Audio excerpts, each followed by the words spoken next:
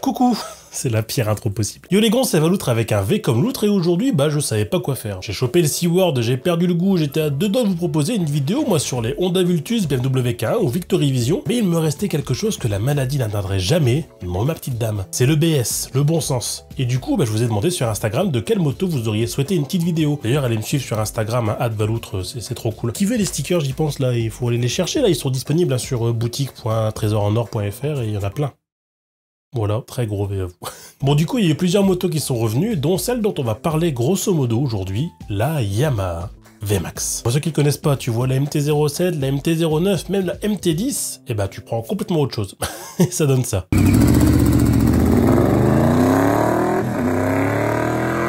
Putain, quel son et quelle histoire aussi. La VMAX, c'est un peu l'indécence totale du milieu des années 80-90 des motos de type muscle bike, à savoir des moteurs exceptionnellement couplés pour emmener du poids de bâtard dans les cols de montagne là. Mais remontons un peu le temps, parce que l'histoire de cette moto, en fait, c'est complètement, mais alors, rocambolesque.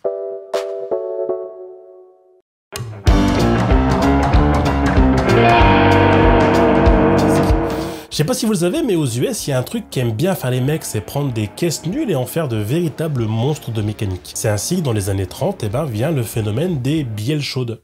C'est pas très joli. Alors en anglais, on traduira ça par hot rod. En fait, dans les années 30, ça y est, la voiture devient accessible au plus grand nombre, mais les gonzes, ils étaient tellement déçus du manque de patates et de sportivité de leur merguez, qu'ils ont décidé de pimper des vieilles voitures pour en faire des trucs de dingue. Bon d'accord, c'est vrai, c'est les prémices, mais ça va surtout se développer dans les années 30 et puis devenir ultra populaire dans les années 50 avec le développement de la custom culture, à savoir le culte du hot rod, du rockabilly, des pin-up, bref, l'éveil de la jeunesse pour des trucs de jeunes de l'époque quoi. T'en fais pas, t'es toujours sur une vidéo de Valoutre, on y arrive, hein, t'inquiète pas. Bon, alors les gonzes, ils se forment dans la mécanique, ils retapent des caisses volées ou accidentées, ils décident d'emmener des belles poupées dans leur grosse carrette muflée d'un très bon gros V8 sa mère, sinon c'est pas drôle en fait, hein. Et clairement, ils se la coulent douce. C'est top, hein. Et en fait, ça se casse la gueule.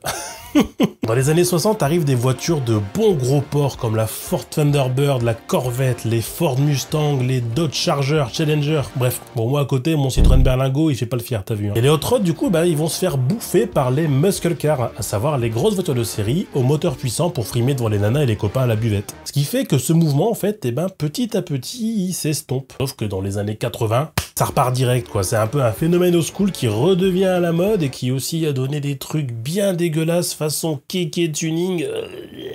C'est pas incroyable, hein. Et qu'est-ce qui s'est développé aussi dans les années 70 et 80 aux US? Bizarrement, la moto japonaise. C'est là qu'on arrive dans le marché de la moto. Ah, voilà, tu vois. Allez, abonne-toi tout de suite. Non, je te retrouve et je te sursens dans l'oreille une chanson nulle genre je suis content, c'est le printemps, aujourd'hui j'ai rien à faire.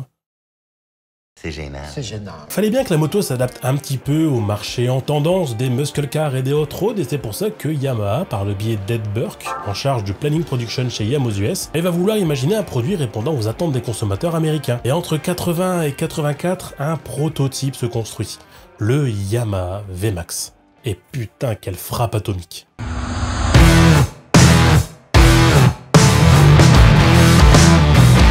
Jean-Claude Olivier, le PDG de l'époque en France, l'importateur Sonoto, puis devenu Yamaha Motor France. Un jour, on en reparlera de JCO, parce que c'est incroyable. En plus, c'est un mec du Nord, alors t'imagines. Et ce petit garçon, il avouera que pour lui, cette moto, c'est un coup de cœur. Je dirais même un véritable coup de foudre. Je n'avais jamais ressenti un tel frisson en découvrant une moto, ni une telle émotion. Les lignes novatrices, agressives, la forte personnalité visuelle de la VMAX m'ont instantanément conquis. Et je demande, tout en savourant le plaisir de cette découverte, quand est-ce qu'allons-nous disposer de cette moto en Europe? La réponse est simple et concise, jamais. Bon, voilà. C'est la fin de la vidéo, hein. Non, ça se finit pas comme ça, hein. Oui, au départ, le VMAX n'est pas prévu pour l'Europe et encore moins pour la France. Pourquoi? Parce que le marché européen n'est pas apte à rouler en VMAX. C'est pas la cible, hein. Par contre, ce serait une moto hors norme et sans concurrence. Rien de tel n'existait alors en Europe. Alors Jean-Claude Olivier ose un pari assez fou. Sachant que la VMAX est dispo aux US, qu'il en fait importer 10 en 85, il lui vient l'idée dingue de la faire découvrir à tout le gratin du showbiz français. Bobby Barrière, qui est le maître des nuits à Saint-Trope, il est chargé de faire découvrir la VMAX à toutes les stars françaises, mais aussi de ramener une liste de personnalités voulant une telle moto. Pas facile, hein? Donc il devait forcément ramener 9 noms plus 1, la moto de Bobby. Donc ça fait 10 moins 1, ça fait 9 noms. Et en fait, le petit Bobby, là, il ramène pas 9 noms, hein. Il en ramène 30. 3 fois plus que la demande initiale. Il paraîtrait même que la moto, elle fait tellement sensation qu'une des personnalités aurait voulu un VMAX 30 fois plus cher que son prix d'achat pour en avoir une genre là maintenant, tout de suite quoi. C'est un truc de ouf. Et la mission elle est remplie, hein, les 10 VMAX sillonnent Saint-Tropez au cours de l'été 85, assurant ainsi une promotion exceptionnelle à ce modèle qui faisait rêver, mais qu'on ne pouvait pas encore acheter. Et en 86, eh ben, revirement, la VMAX arrive en France. Sacré Paris, Jean-Claude Olivier, putain.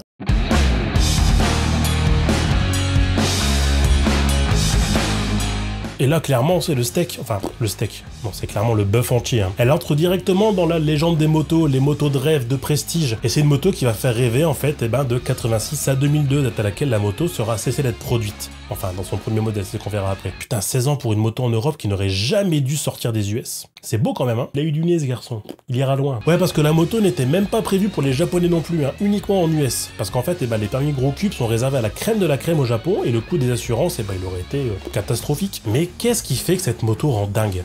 Eh bien, ça se voit pas, c'est une véritable cathédrale de puissance. Le cahier des charges au départ, c'était d'avoir un V4, et ça tombe bien, Yamaha en avait un en stock, vu qu'il vient directement de la XVZ 1200 Venture, une énorme routière emmenée par un 4 cylindres en V de 1200 cm3 à refroidissement liquide, 145 chevaux de puissance brute qui vient faire du VMAX un véritable bloc de muscles, avec à ses côtés les démoniaques séries XT et RDLC. Certes moins puissante, mais tout aussi légendaire. Et justement, la légende, elle était lancée. Le Hot Rod Muscle Bike sauce Yamaha venait de naître. Les premières choses qu'on remarque, hormis son prédominant moteur, ce sont les deux énormes écopes sur les côtés, sorte de cheminées d'usine qui viennent directement refroidir le moteur en air. Ces deux énormes tututes également en guise de pot, les amortisseurs à faire pâlir tes ressorts de lit. Ça c'est le double à bourrelet qui fera rêver toutes les passagères par un confort de canapé de mamie. Sa jante arrière quasi pleine, et ce tout petit rikiki phare avant qui est presque tout mignon. Bon, par contre, en France, patatras. La moto, elle développera pas ses 145 chevaux, mais 104, puis 95 chevaux, perdant aussi son légendaire V-Boost. Ah, alors attends. En fait, le VMAX, il avait un système de suralimentation du moteur, géré par un servomoteur qui vient suralimenter le moteur. Ça fait beaucoup de suralimenter le moteur qui n'en avait pas réellement besoin. Mais bon, en même temps, sur lui demande, c'est gentil. Hein. Après l'ouverture d'un papillon situé avant les rampes des carburateurs, procurant ainsi, dans les hauts régimes, un surcroît de puissance, donc en fait des accélérations qui sont beaucoup plus musclées, comme si c'était pas déjà assez suffisant. Hein. Parce qu'on parle certes de 145 chevaux à 9000 tours minute, de 12,4 mètres-kg de couple à 7500 tours minute, et on parle d'une moto qui peut atteindre 230 km/h en ligne droite, et qui fait un départ arrêté de 400 mètres en 11 secondes.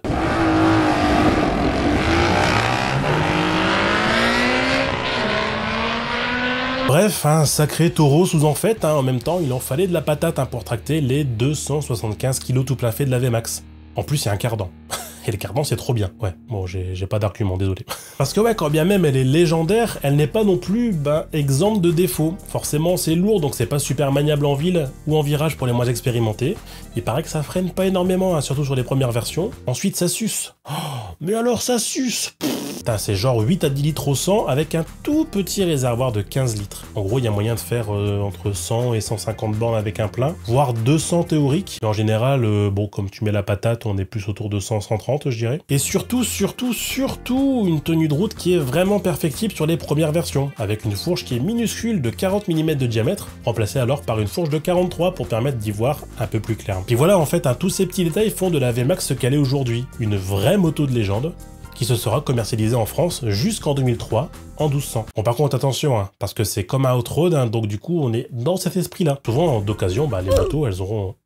Pardon. Souvent ces motos d'occasion, elles auront été modifiées, clairement. Et pas genre modifiées un petit peu, très modifié. Parfois très joliment d'ailleurs, et parfois de façon absolument hideuse, type KK Tuning. Bon, du coup, si vous en voulez une en 1200, faites vraiment gaffe aux modèles ultra modifiés comme ça, quoi. Et n'espérez pas trop avoir une refonte de style dans ces années-là, vu qu'en fait, toutes les 1200, elles se ressemblent quasi trait pour trait dans la ligne. Parce qu'entre 86 et 2005, en fait, la ligne n'aura vraiment pas changé. Clairement pas. Et peu à peu, la VMAX s'est forgée une légende de moto passée, avant de la revoir surgir en 2009 tel un vieux démon du passé, avec un moteur immense de 1700 cm3 de fils de pute.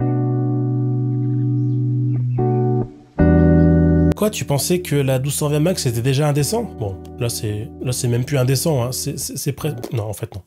Il n'y a pas de mots, sinon je vais devenir insultant. Yamaha a compris que les muscle bikes c'est bien à la mode dans les années 2000, en résulte notamment le très joli succès de la MT-01, qui fera d'ailleurs apparaître le nom MT dans la gamme Yamaha. Bon, j'avoue par contre, les MT n'auront pas fait énormément grand bruit chez Yamaha, donc on va pas en parler. Le Master of Torque, c'était la MT-01, putain, pas vos MT-7, vos MT-9, bidule mes couilles, là, non, non, non. Ça, c'était une moto avec une bonne grosse paire de babouches. Et puis surtout, certes, en 85, le marché était open bar pour Yamaha, mais là, la concurrence, elle est rude de ouf, hein. On parle quand même des Triumph Rocket 3, des Harley Vérode, des Suzuki Intruder, des Kawasaki VN, des BMW 41300, des Suzuki Viking. Là, on parle pas du d'orange top budget, hein. Là, on est au Fouquet niveau puissance de frappe. Hein. Du coup, quand elle sort en 2005, la MT-01, eh ben, ça donne envie aux franchises de croire au retour d'un mythe. Que dis-je? D'une institution? Pourquoi pas un VMAX 2? Parce que ouais, en fait, si vous le saviez pas, là, vous voyez la VMAX, avec ses 13 000 ventes en France, là, eh ben, c'est le deuxième marché mondial de la VMAX. Juste derrière les US. Ils nous auraient pas un petit peu pris pour des mules, là, les mecs qui disaient que ça ne marcherait pas, le VMAX en France? Je dis ça, je dis rien. Hein. Et bah du coup, les Français, ils rêvent. Ils rêvent d'une moto avec un moteur aux normes qui passe le critère sans se faire assassiner. Et surtout, nous le cachons pas, hein, qui montre qui que c'est le patron des GMQ FVV. Les grosses motos qui font vroom vroom. Ouais, bon, j'ai pas mieux. Et du coup, paf dans ta gueule, là, retournez. VMAX 1700.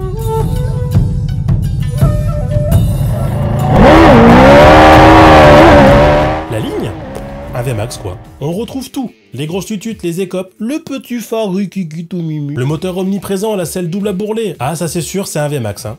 Sans être un VMAX. Pourquoi? Parce qu'en fait, eh ben, c'est tout pareil, mais c'est aussi tout différent. Son passage au 21e siècle lui a fait grossir l'entrejambe. Un énorme V4 de fils de fille de joie de 1679 cm3, un moteur de 200 chevaux développant 17 fucking mètres kilos de couple à 6500 tours minute. Ultra moderne pour l'époque avec un double airbag en tête à injection, une boîte à air énormissime de 2 fois la taille de la 1200, un embrayage anti-dribble, tu m'étonnes, un drive-by-wire hérité de la R6, et le système WCCI importé de la R1. Alors là, attends, je vais t'expliquer, faut être assis. Hein. À savoir un système d'admission d'air variable motorisé et contrôlé électroniquement. Ça veut dire en gros que quand tu atteins un certain régime moteur, ici 6650 tours minute, et ben chaque conduit d'admission est séparé créant un circuit d'air plus court, permettant alors au moteur de la VMAX d'offrir une puissance encore plus importante, comme si elle n'en avait pas besoin, dès les mi-régimes et jusqu'au sommet du compte tour. J'ai rien compris. vous non plus? Ouais, je sais, bon, on n'est pas des lumières, puis moi je lis que sur Wikipédia, donc bon. Non, en gros, plus t'accélères, plus t'atteins un certain nombre de tours minutes et plus t'as de patates à la fin, quoi. Si j'ai bien compris. On garde la transmission incarnant du futur, chère à mon très cher collègue Bibix. En fait, voilà, la VMAX a été réinventée, modernisée, mais tout en gardant cette ligne légendaire digne d'un dragster surdopé à l'OPO et aux enfêtes. Bon, en fait, vous pensez que tout ça c'est fait pour faire beau à la salle de muscu? Un tel pitbull, ça aurait pas été soigné? Que nenni. La conception est aussi soignée que celle des hyper sportives Yamaha, et donc ça vient conforter tout le savoir-faire des japonais à construire le Kraken à moto. Bon par contre, on en parle de cet empattement là, putain. 1700 mm, 1,7 m entre les deux roues, c'est immense de fou. Mais c'est parfait pour faire des départs arrêtés au feu rouge, la route de Carrefour Flers vers Douai. Les vrais du Nord savent de quelle route je parle, c'est la meilleure route du monde pour faire des départs arrêtés. Quasi impossible de lever un VMAX, tellement déjà c'est lourd, mais surtout tellement le bras oscillant est immense.